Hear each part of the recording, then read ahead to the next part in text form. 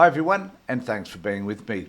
As most of you may be aware at this particular time, unless you're living under a rock, you would have known that here in Australia, the Labor Party have won the election in a landslide, to say the least. It's probably the most emphatic election result ever experienced here in Australia. The reality is, though, that not many people saw it coming. The pollsters did suggest that perhaps the Labor Party were going to win, probably with a minority government, but instead they've done just the opposite. They've actually increased their number of seats and they've taken most of those seats off the Liberal Party. Now, what this actually has meant is that the poor old right of the media have decided that it is a very sad day for them. Now, I've got to be frank, I'm salivating. I'm thinking that this is a tremendous, tremendous opportunity to look at the way the right wing have responded to this and to, I don't know, enjoy the moment, I guess, because they have spent the last 3 years criticising,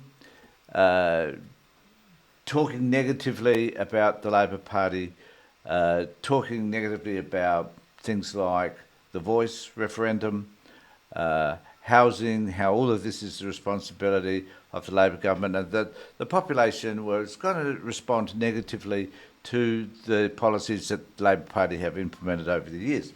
Now, the reality is that for some particular reason, the people in this country don't give a shit about what the right wing are saying. In fact, it is evident now that Murdock Press and Sky News in particular, and I guess the Australian and news.com, have very little influence in terms of how Australians view politics and particularly how they view our politicians.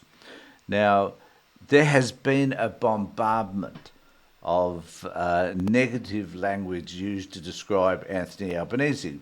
And of course, the most common one is weak, ineffectual. And I've been watching over the last years, or I always watch actually Question Time because it's just entertaining. But I watch it because I'm fascinated by the language that the government have been using, and the opposition have been using. And Dutton, in particular, continued to say, all of them on the front bench, continued to identify Albanese as weak. This was their theme.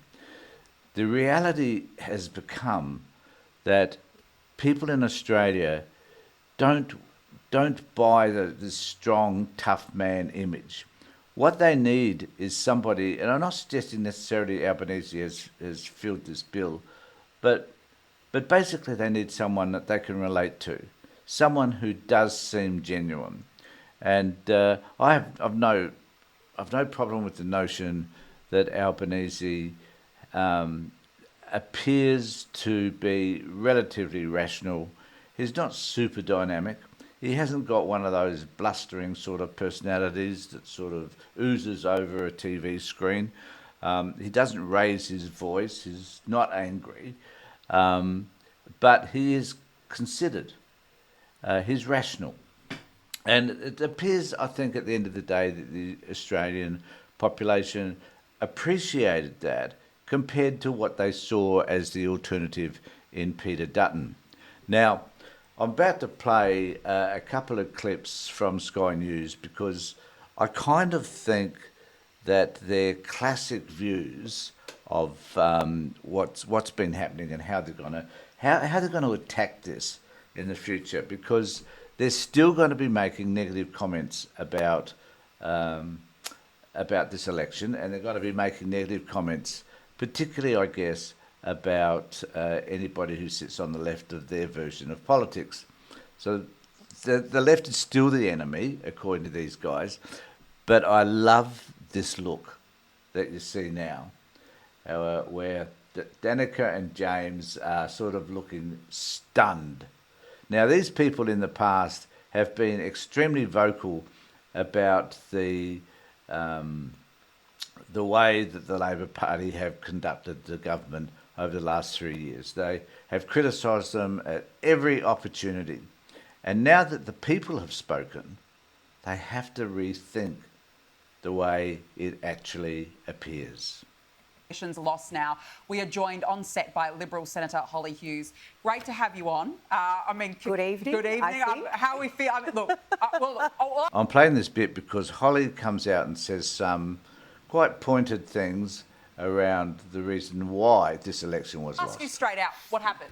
It was an absolute disaster, and anyone who says differently is kidding themselves. And I think Peter Dutton was incredibly gracious in the speech that he gave last night, and I think it shows the character of the man. And I think as we go forward, though, there were plenty of other people who made mistakes, had gaffes, maybe didn't live up to what they were supposed to be doing this election.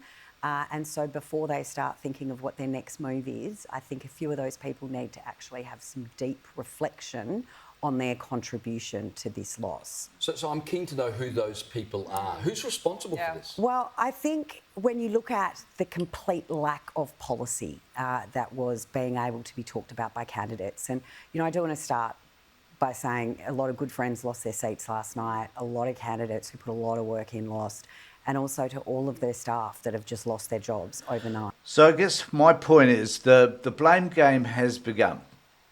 And we are now going to be seeing retribution left, right and centre in relation to who was responsible, how they can avoid this next time. Because the reality also is that the Labor Party are also likely, given this massive win, to continue to win at a smaller majority, I guess, next time, but nevertheless are likely to win again because the Labor Party have got the goods, if you like, and the Liberal Party are lacking in terms of certainly personnel. Now, I've said this forever, that when you look at Angus Taylor and Susan Lee and what's the other guy? I've forgotten the other guy's name. But nevertheless, when you look at what's on their front bench, they haven't got all that much, apart from Hastie. And he's a bit too young, they reckon, to be able to take on this job. But he's about the only one that I think would qualify, or that would at least qualify in terms of the public recognition and appreciation of his style.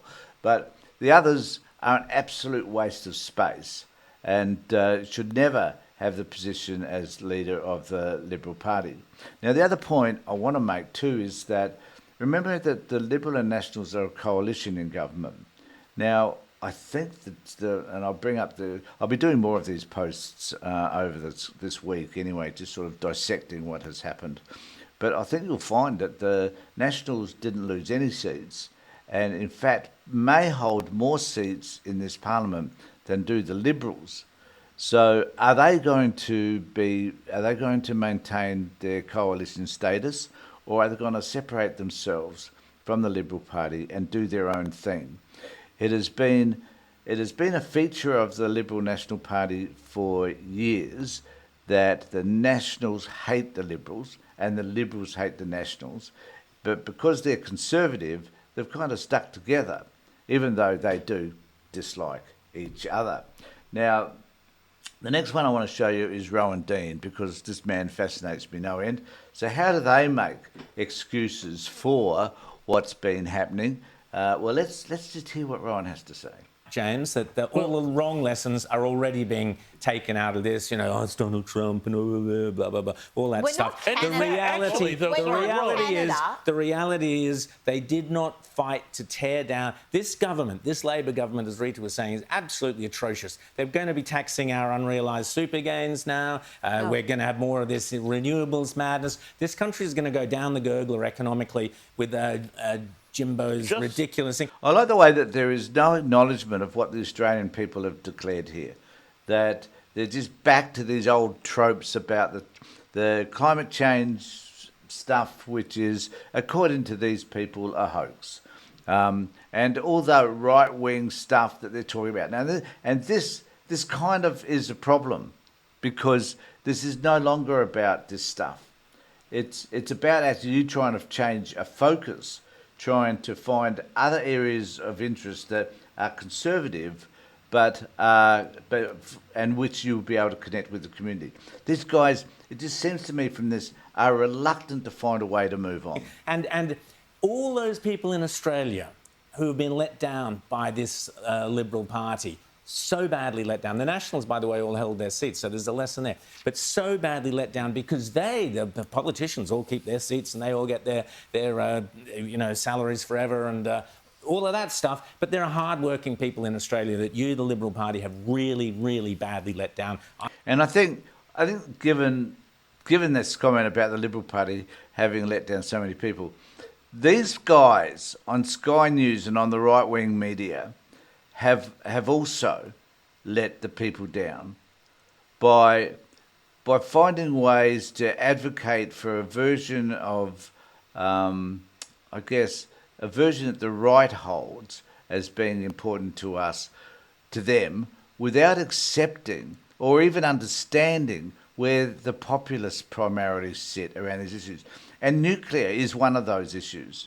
So if they'd found a different argument around nuclear or just ignored it altogether, they would have been far better off, understanding that people wanted to work from home and that working from home was helpful for women in particular. If they understood just some of those notions, but no, they don't. They have this one version of how they see the world, and that's it. And they're not prepared to shift at all in order to accommodate what the people want. I'm now questioning whether you're fit for purpose. Well, Sorry, James. and it's funny that you say that because I've actually written in today's Sunday Telegraph and in the Sunday News Corp tabloids that the Liberal Party is in a real existential crisis. Yeah, this absolutely. is an existential crisis for... And again, you guys created part of this crisis. You are part of the problem. The Liberal Party, they do not know what they stand for, they do not know who they represent, and they need to work that out. But Rita, you said something before, and I just wanted to pick up on this. You talked about the media. And this was another part of this here. The Liberals, Peter Dutton particularly, seemed terrified of Yes. the... Can we just acknowledge the fact that these guys are the media? Media, absolutely Yep. terrified. And this is something that goes way, way back to before when he was a minister in coalition governments. Peter Dutton spent the last 3 years mostly doing softball interviews. He mostly did things like Ray Hadley on 2GB, where he's going to get a good run.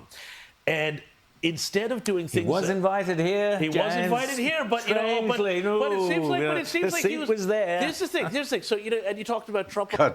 God, they're pathetic, don't you think? Just like freaking children, seriously. Before. Well, one thing I was thinking about before was how, somebody like J.D. Vance, the vice president, loves to go out during the campaign and do all of those really hardball interviews and really mix it up with, oppositional journalists, hone their arguments. He honed arguments. Your arguments get better when you argue them. This guy and the whole coalition, they seemed scared of their policies, and people sensed that. They got this sort of sense from them that they thought, the coalition felt like, oh, if we tell you what our policies are, we're going to get beat up by the media, and we don't know how to counter that. So All I can say is I'm going to bore you with too much of that, but basically it's just a load of crap. So I'll be interested to know what you're saying. I'm going to do a video on where to with the government from this point on. What are some of the key issues that they should be confronting going forward? What should that look like? And how that, if we keep them to their word, how that will benefit the Australian community and make us a better country. Now, let me know what you think about all of this. Please feel free to subscribe to my channel, ring the bell for further notifications, do all that sort of stuff. In the meantime, take care, look after yourselves, and more importantly, be safe.